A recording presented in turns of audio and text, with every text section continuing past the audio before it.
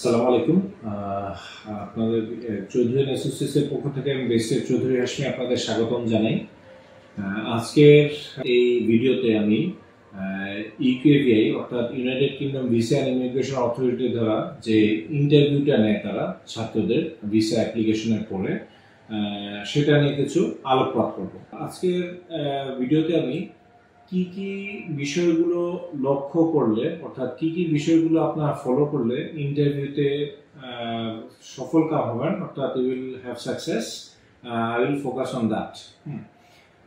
First issue হচ্ছে you need to have a proper knowledge and research on the country, university and course you are going to take or you choose.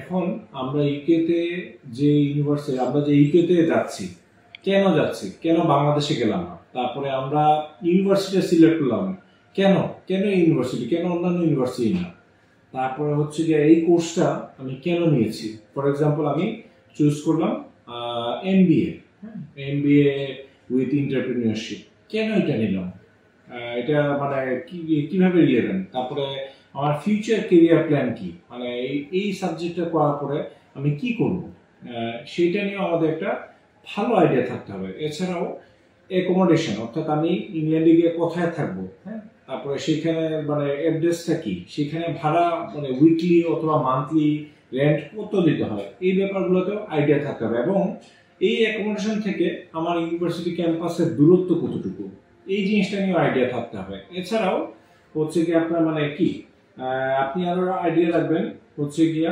ক্যাম্পাসটা যেখানে অবস্থিত। For example কারো campus হচ্ছে গিয়া সেলফোর্ড কি ম্যানচেস্টারের একটা ছোট একটা শহর, চমৎকার একটা শহর, এখানে আরো মিউজিয়াম ইত্যাদি আর অনেক কিছুই আছে, এইসব নিয়ে সংক্ষেপে বলতে হবে।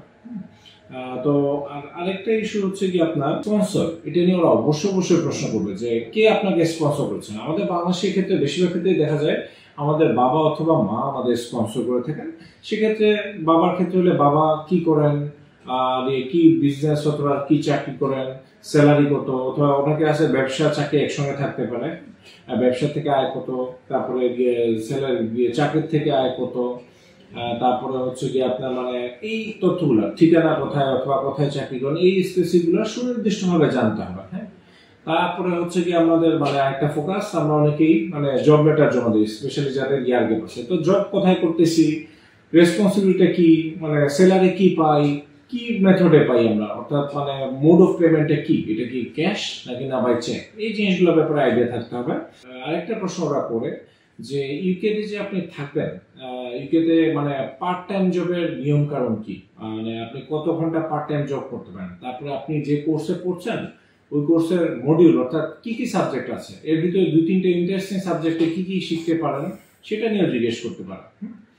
তো কাজেই আমরা এই যে কোর্সগুলো যে সিলেক্ট করছি অথবা এজেন্সির মাধ্যমে কোর্স নিচ্ছি, সেগুলোর ব্যাপারে যেন আমাদের নিজস্ব রিসার্চ থাকে, না হলে কিন্তু এই উত্তরে আমরা আটকে যাবো। আরেকটা টেকনিক, এটা আমরা সবাই খুব ভুল করি, অনেকে মুখস্থ করে বড় বড় উত্তর মুখস্থ করি, এইটা অ্যাভয়েড করতে হবে। ডোন্ট মেমোরাইজ ইওর আনসার, আপনারা হচ্ছে কি উত্তরগুলো দিবেন সংক্ষিপ্তভাবে এবং সঠিকভাবে। সংক্ষিপ্ত করলে উত্তরগুলো সঠিকভাবে আত্মবিশ্বাসের সঙ্গে সঠিকভাবে দিতে পারবেন। আর আরেকটা ইস্যু হচ্ছে গিয়া আপনি ফ্রেন্ডলি থাকবেন আর জেন্টাল থাকবেন। একটা জিনিস মনে রাখবেন, ইন্টারভিউয়ার যখন ব্রিটিশরা থাকে, যে দেশেই থাকুক, মানে ভদ্রতা সবসময় আপনাকে অনেক দূর এগিয়ে দিবে। কাজেই বি জেন্টাল। আর এই পরামর্শগুলো মেনে চললে আশা করা যায় আপনারা ইন্টারভিউগুলোতে সাফল্যের সঙ্গে পাশ করে যাবেন। ধন্যবাদ।